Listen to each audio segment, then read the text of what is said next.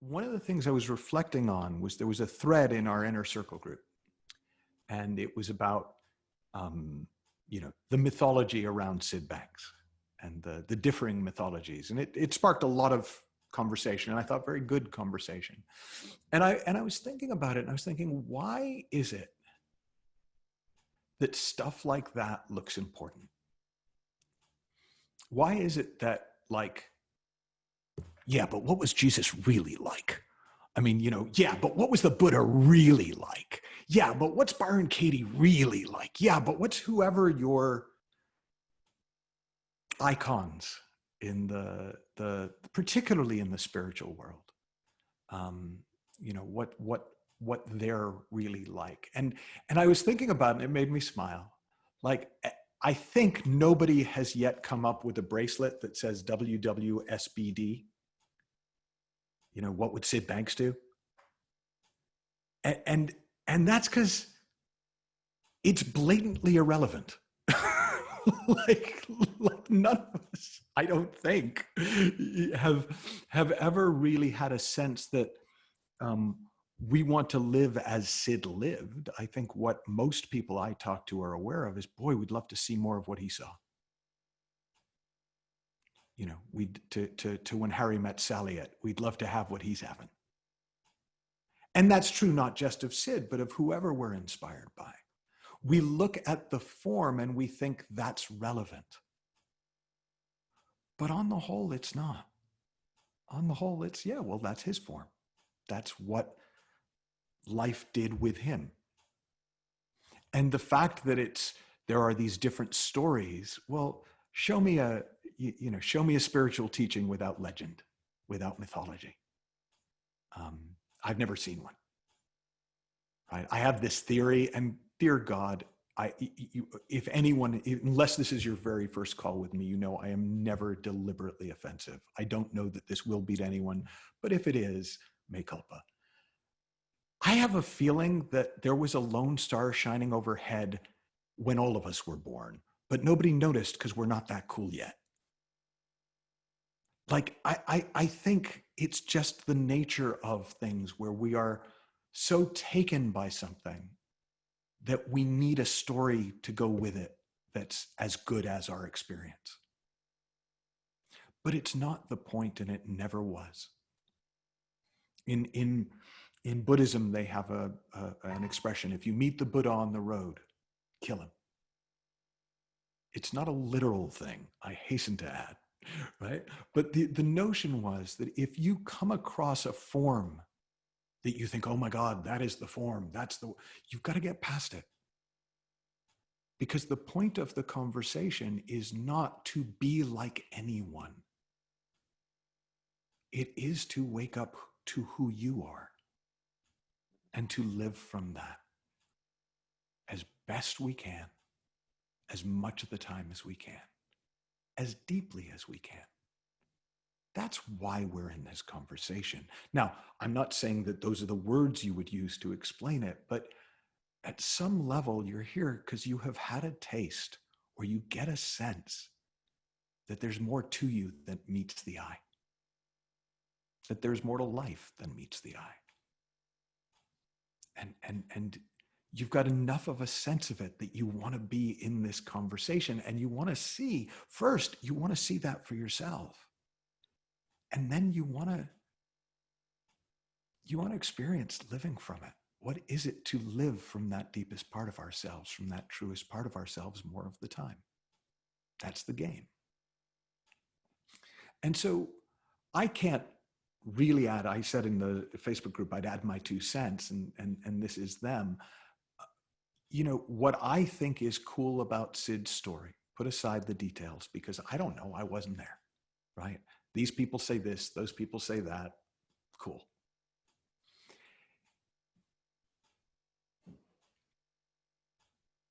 Is there something so beautifully ordinary about it? That somebody who was a guy, a bloke, right? A dude,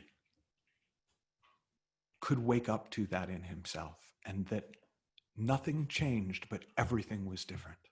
Like that's the bit that's in everybody's version of the story. And that's possible for any of us without having to have our shit together ahead of time. Because he clearly didn't. Without having to have spent 20, 30, 40 years seeking. Because he clearly didn't. Now, mind you, I'm not sure that the Buddha really sat under a Bodhi tree for 3 days. I'm not sure about a lot of things. But this one, there's something about when there's so much context missing for people around waking up. So for some people, when they wake up, it is so extraordinary when they get a sense of who we are beyond our story, who we are beyond our thinking, who we are beyond our experience. That we think, oh my God, I'm the new chosen one. You want the good news or the bad news?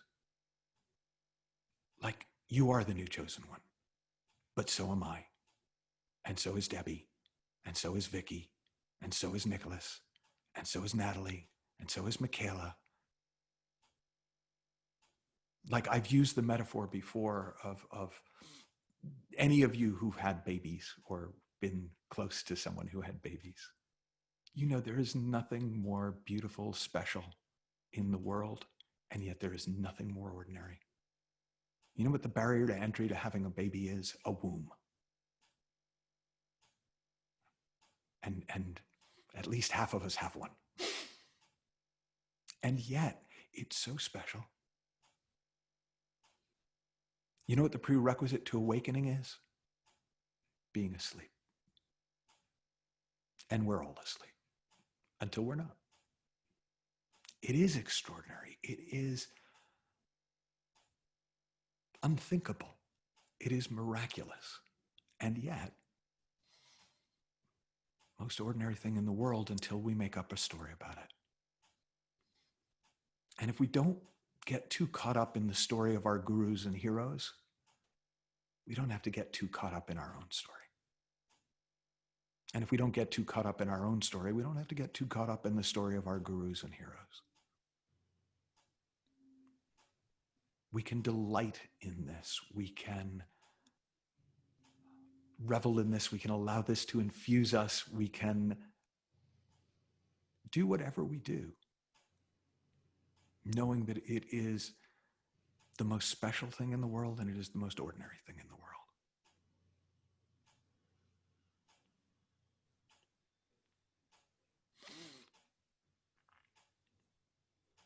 So I was talking to my son, and he was just sort of having a bad day. And he was talking about how he's finding it really hard to be hopeful right now as he looks around him. He lives up in Portland. He's part of the social justice movement. And it's been a bad week for the social justice movement and a bad 6 months for Portland. And he was talking about it, and we had a talk about what I talk about in the video, the difference between optimism and hope. I said, if you're looking for evidence that we're going to get justice for the people who've died this year, if you're looking for evidence that all the elections in the world are going to turn out the way that you want them, if you're looking for somebody to say, hey, don't worry, people will wake up and people will get sensible and people, all of that is about optimism. All of that is about thinking that a certain circumstance is the source of hope. Hope has nothing to do with circumstance. Hope is spiritual. It is not of the material. Hope is that space of possibility in us that we are always in, we just sometimes don't notice. It is that space of possibility for the world that the world is always in. It just mostly doesn't notice. It's my favorite Winston Churchill quote. Most men stumble across the truth from time to time and then get up, dust themselves off, and carry on as if nothing happened. Well, yeah. Like, we don't notice that the energy of hope, the space of possibility, is always present. And it's so helpful. It fuels us. It keeps the light in our eyes. It lets us look out into the world, and I think this was actually a George Bernard Shaw quote that Robert Kennedy took. When he said, some people look out at the world and go, why? Why? I prefer to look out at the world and go, why not? And look at possibility and go, why not? That's what hope does for us. It keeps us in the game. It keeps the game looking like a game worth playing. It gives us strength and energy to keep playing when the score is loaded. I apologize to Atlanta Falcons fans if any of you are on the call. But